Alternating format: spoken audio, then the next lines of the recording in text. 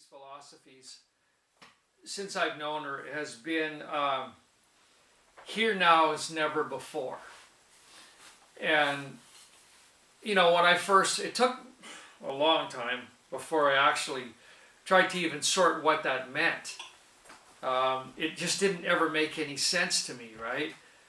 And so I get it now. I get it over the course of the last 6 years in our living together, and you know how close we are, that you know you really start to understand the other person in a way that's similar to, for example, I was talking to you know, at our grandkid's birthday today, a young girl around, I don't know, 12, and anyways, my biological daughter was born deaf, and she's married to a hard of hearing man, or you know, they're connected very seriously to a hard of hearing man.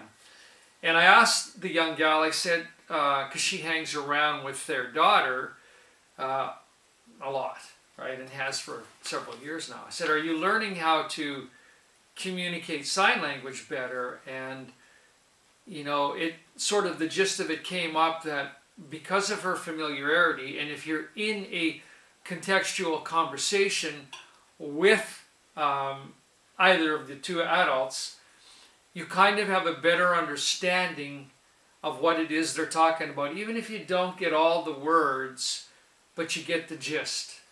And that's what she was saying. Look, I'm pretty good at expressing my thoughts, but not such good at understanding when they're signing back to me. But if I'm in the context of the conversation, I can sort of piece it together. And so you kind of assimilate from each other because of familiarity. And I've done that with Missy over the course, and I think she's done it with me now. We've sort of assimilated each other or from each other because of our familiarity. So I understand better now what the here now is never before. But if you're just hearing that for the first time, you may not have a clue either. So I want Missy to kind of explain to us what that means to her in a way that perhaps we can all sort of identify with. A little prelude is that before Michael was in my life, it was now as never before. And now as never before meant that this moment is unique unto itself, and it is never limited by the past, and it is also shaping the future. And with that awareness, that's how I want to respond to the cues that come my way in this world. But there was something missing. And one day I said to Michael, I think it needs this word here. Here, now as never before. Because the now as never before was just open. But the here is, this individual being is here now. This me is here now as never before. So that puts me in the reins of power in relation to how I navigate my now as never before. Because I'm here with presence, with dynamism, with life, with consciousness, with action. I think that makes sense to me too, because it was with the addition of the here that I started to understand what it meant. Before I was confused. Now as never before. It's like it never made sense. But I think that Missy's, when she added the here I am right now, and now this is where I am, and this is now as never before. So what that means now, today, like in the context of this world, to get back to your question, what that means to me is that we are opening into a dimension that we've never known, because it's never been before. But I am here.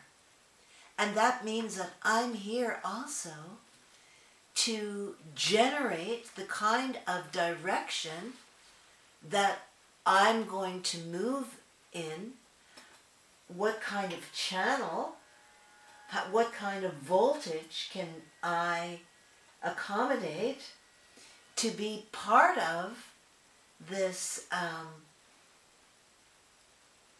infinite possibility. And to me, that is really exciting. I believe that we can have an amazing world and life. And the reason that I know that it's possible is because I have it.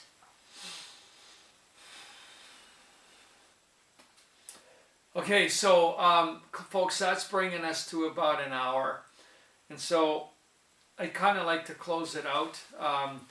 But I kind of want a part of this to sort of come from Missy just a free flow, to tell us how something, advice, some offering that would just come from her channel to bring us to a close here tonight. Something appropriate that seems to just want to be mentioned or said. Really, it always comes back to here. Here, in you. The moment you're in, the breath you're in, the thought you're in. And anything that you're doing, you could either be completely one with that action, in which case you're fine with it. So why I'm saying that is, if I'm doing a push-up and it's really hard, I'm fine with it. So there's that element where we are up for the challenge, because it's part of building our dynamism. It's part of making us malleable to be available for the energy that's coming. So that's what I feel each of us has to work in our very own thinking. And if your thinking is giving you discomfort, pain, agitation, irritation, frustration, resentment, anger, hostility, all of these things are not helpful. They're helpful in this sense that you can recognize that state is not where I want to be. Whenever you're in pain of any kind, if you just catch yourself, and in that moment, detach from the sensation and be with the presence of whatever it is that feeds you in that moment, because the grace is always. So if we let go of where we tighten the knot and constrict the channel, like the hose getting bent, right? We want to learn how to flip it around at the end so that the flow can keep going. And it does happen. It does happen that the blockage comes because we're physical beings and physical things get blocked. So each of us is responsible for our own unique flow. And when you can refine your own unique flow to work for your happiness, your wellness, your environment being supportive to you, and you feeling supportive in creating it, upholding it, sustaining and evolving it. These are ways that we truly are fulfilled. So we need to change what I say, the protest for the insist. Insist on your own self-value, on your own wellness, your own happiness, your own generosity of spirit, your own love.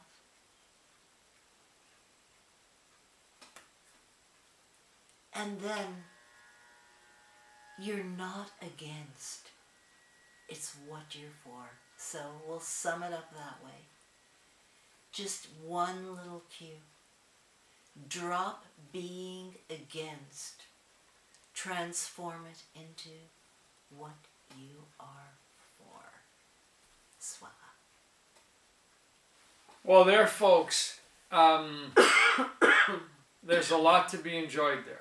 Okay, a lot to be taken to heart, a lot to be, like when we do the Book of Enoch, or whatever it is that we do, Missy will have that recorded and replay that over again, so she can re-nourish herself with what we'd already been over. And there's a lot of content here to nourish yourself with.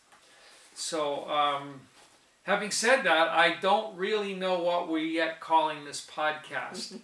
But I will say that we're going to close it out, and Creator willing, Alavai. We will see you here again for another one in the Akashic Records.